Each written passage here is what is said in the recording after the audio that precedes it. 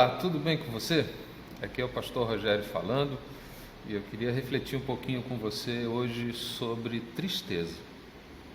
Como lidar com a tristeza? Nesses dias que nós temos vivido, as privações e incertezas crescem à medida que pessoas são infectadas e um sentimento de tristeza em resposta ao sofrimento dessas pessoas acometem a todos nós. E essa tristeza ainda é potencializada diante do número de mortos que aumenta a cada dia. Ao ligar a TV, ao acessar a internet, percebemos de cara a escassez de boas notícias que são capazes de trazer esperança, alento e até mesmo alegria. As boas notícias de pessoas curadas são soterradas pelo número avassalador de contaminados, de mortos, e isso traz uma sensação de terror, de pânico e de tristeza. E como é que a gente lida com isso? Mas antes, eu queria pensar com você o seguinte: afinal de contas, o que é tristeza? Falar de sentimentos não é muito fácil. Senti-los, nós os sentimos, mas falar sobre eles, defini-los, nem sempre é uma tarefa fácil. A tristeza é o sentir-se infeliz, como resposta ao sofrimento, ao desânimo ou até mesmo à decepção. E caso ela assuma um estado contínuo, ela pode até mesmo caracterizar uma depressão, algo até um pouco mais sério. Como a Bíblia pode me ajudar a lidar com a tristeza?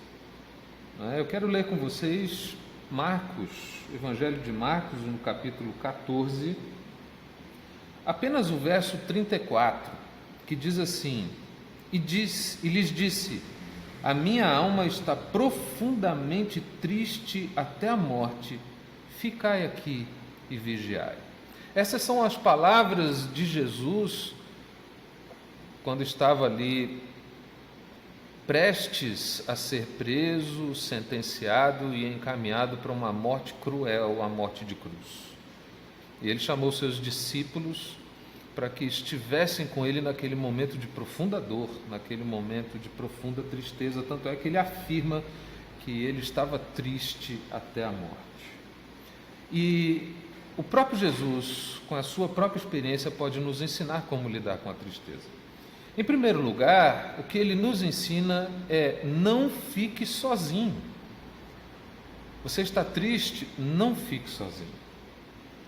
Acerque-se de pessoas queridas e compartilhe com elas o seu sentimento. Foi o que Jesus fez.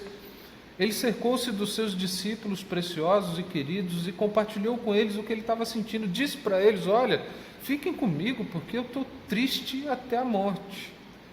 Esse é um jeito da gente lidar com a tristeza, não ficar sozinho, não se enclausure, não é? Cerque-se de pessoas que te amam, com quem você possa compartilhar as suas emoções.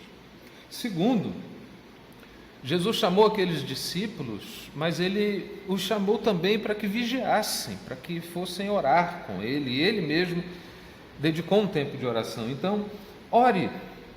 Você está se sentindo triste? Dedique um tempo de oração, vá para a presença daquele que é poderoso, que está sempre disponível para te ouvir, e derrame diante dele o teu coração, a tua alma, as tuas tristezas. Não há nada melhor para lidar com a tristeza do que falar com Deus. Eu me lembro de um dos momentos mais difíceis da minha vida, quando minha esposa fazia o seu tratamento e nós tivemos uma notícia muito ruim. Eu estava muito triste e foi num momento desses, de buscar a presença de Deus em oração, que eu fui renovado, que eu pude sentir esperança no meu coração. E por último, submeta-se à vontade de Deus, crendo que a vontade dele sempre é boa, perfeita e agradável. A oração de Jesus consistia na seguinte frase: Pai, se possível, passa de mim esse cálice, contudo não se faça o que eu quero, mas como tu queres. mesmo que tenhamos que enfrentar o sofrimento. Aceitar a vontade de Deus para as nossas vidas é a melhor coisa a ser feita. Eu me lembro do Salmo 23, que diz: ainda que eu passe pelo vale da sombra da morte, não temerei mal algum, porque tu estás comigo. A tua vara e o teu cajado me consolam. Nós todos vamos passar por esse momento difícil. Deus não vai nos privar de passar por ele, mas ele está conosco. Não estamos sozinhos. E isso é uma boa notícia capaz de alegrar o meu e o teu coração. Então essa é a forma de lidar com a tristeza. Não fique triste.